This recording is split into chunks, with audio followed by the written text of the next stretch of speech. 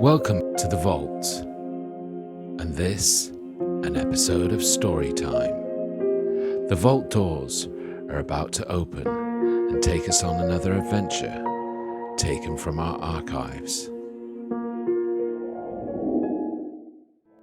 Please support our channel, The Vault, by giving us a subscribe and a like, and hit that notification bell.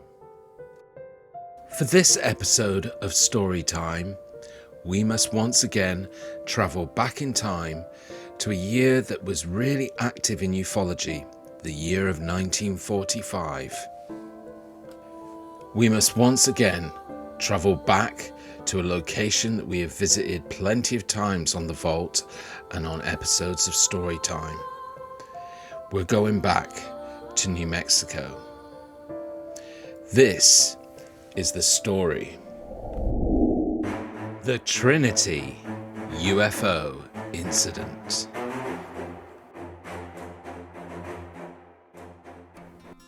The desert of New Mexico is a paradox. A place where life seems barren, yet stories are brimmed with energy. The Trinity atomic test had left an incredible, indelible mark on the landscape, stirring whispers about humanity's flirtation with godlike power. It was in this atmosphere, in the summer of 1945, that two boys named Jose Medina and Remigio Baca stumbled upon a mystery that would haunt them for decades. Jose, the elder of the two, was a young ranch hand, hardened by the unyielding desert. His companion, Remigio, younger by a year, was a dreamer, a boy whose head was filled with books about distant lands and fantastical creatures.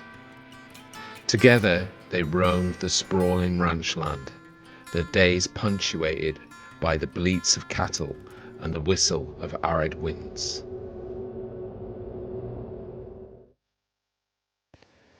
It was an ordinary evening, one marked by a crimson hues of sunset bleeding into the infinite blue sky, that everything changed.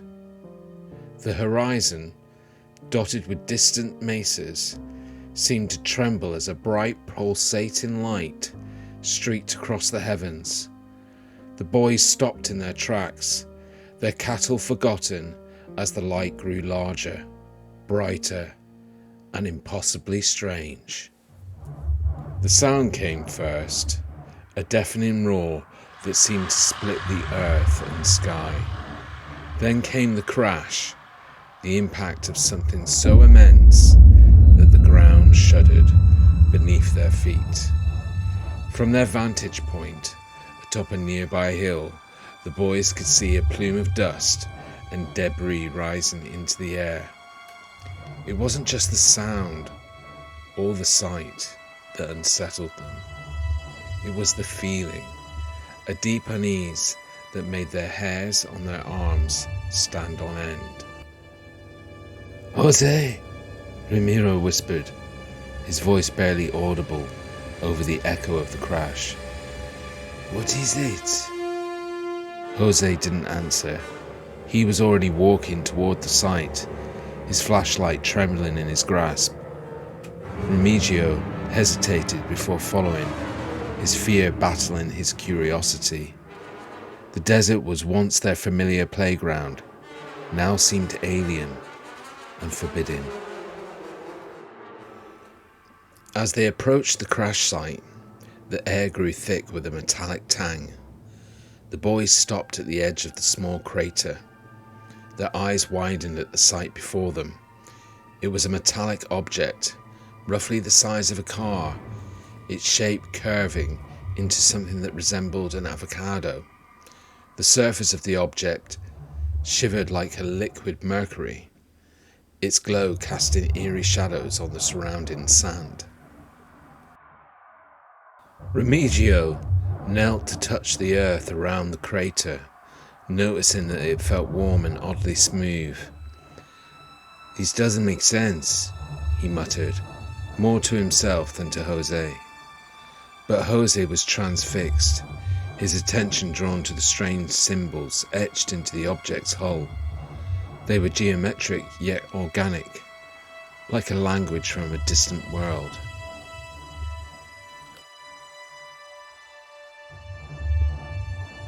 Suddenly, a hiss emanated from the object, causing both boys to leap back. A hatch barely visible until now slid open, revealing a dark interior. From within emerged beings, small, delicate, and glowing faintly. Their bodies seemed to refract the light, giving them an ethereal quality. They moved with difficulty, their gestures slow and tentative. "Are they hurt?" Remigio whispered. Jose didn't respond. He was too absorbed in the sight of the creatures, whose translucent wings fluttered weakly as they struggled to stand. It was clear they were vulnerable, and despite their alien appearance, the boys felt an overwhelming empathy for them. Before they could act, the sounds of engines roared in the distance. Military trucks, their headlights piercing the growing darkness, arrived at the scene. Soldiers poured out, their movements efficient and aggressive.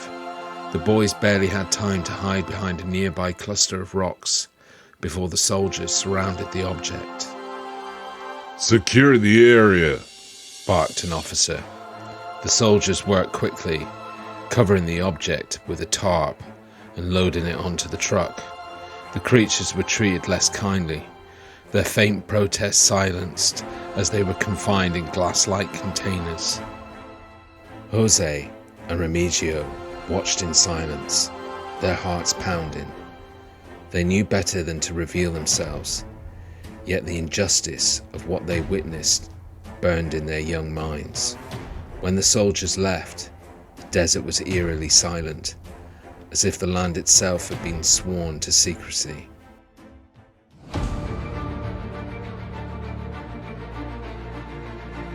The following days were marked by a tense silence between Jose and Remigio.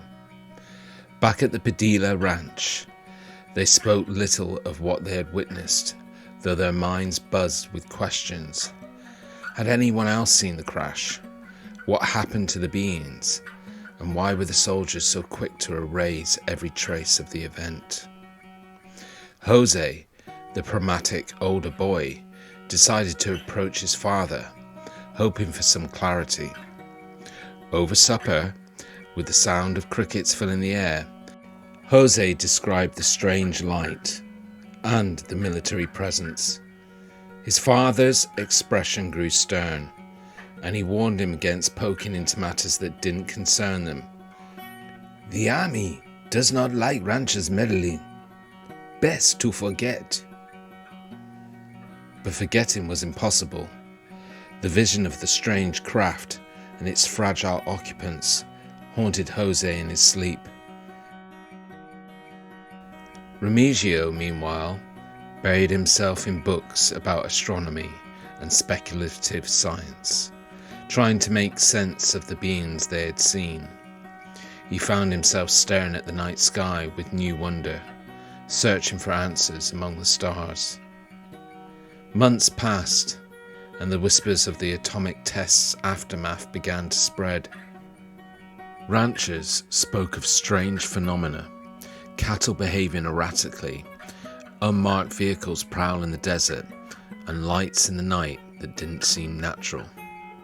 Jose and Remigio realized they weren't the only ones who felt that the desert was hiding secrets.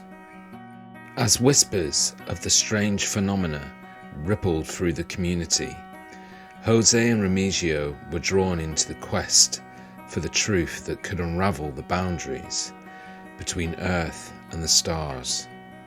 What they witnessed was incredible, but the forces working to keep it hidden may be even more terrifying. Years later, as men, Jose and Remigio would recount their story to anyone who would listen. Some dismissed them as fantasists. Others believed they had witnessed something extraordinary. The truth, however, remained buried, hidden in the shadows of the government secrecy and the vast expanse of the New Mexico desert. It is important to note that over the years, speculation has arisen that Jose and Remigio had a piece of physical evidence in the form of a piece of metal to go along with their experience. However, this evidence cannot be substantiated, therefore wasn't included in this story time. We hope you've enjoyed this story time. Please comment and let us know what you thought of this story. Were Jose and Remigio just two adventurous young men with vivid imaginations? Or did they have a genuine experience there in the mysterious desert of New Mexico? Thank you for watching, and we'll see you next time here on Storytime.